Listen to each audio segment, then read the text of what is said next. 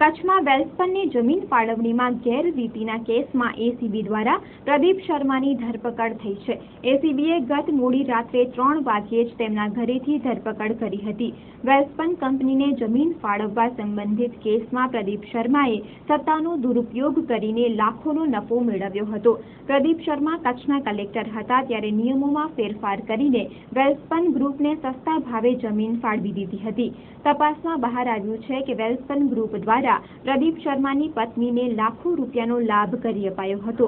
વેલસ્પન ગ્રુપે પ્રદીપ શર્માની પત્ની શ્યામલ શર્માને 2004માં ગ્રુપની વેલ્યુ પેકેજિંગમાં ભાગીદાર બનાવ્યા હતા અને તે માટે તેમને કંપનીમાં કોઈ નાણાકીય ફાળો આપ્યો ન હતો. 2008 સુધીમાં શ્યામલ શર્માએ ₹29,50,000નો નફો મેળવ્યો હતો.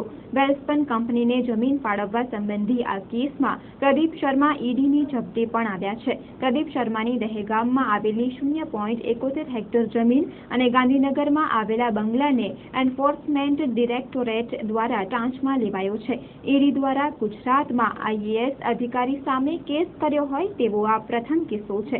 ઈડી દ્વારા આ કેસમાં પ્રદીપ શર્માના નાણાકીય વ્યવહારોની ચકાસણી કરવા સાથે તપાસ હાથ ધરાઈ રહી છે.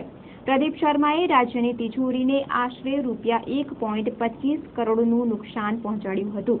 પ્રદીપ શર્મા 2003 થી 2006 દરમિયાન કચ્છમાં કલેક્ટર તરીકે ફરજ બજાવતા હતા. તે વેળા વેલસ્પન કંપનીને 25% બજાર ભાવથી જમીન ફાળવી હતી.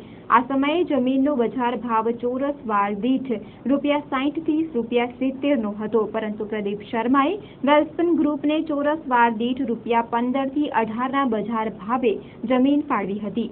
અત્રે નોંધનીય છે કે નિયમ મુજબ કલેક્ટર પોતાની સત્તાની રૂએ 2 હેક્ટર જમીન અથવા ₹15 લાખની કિંમતની જમીન ફાળવી શકે છે.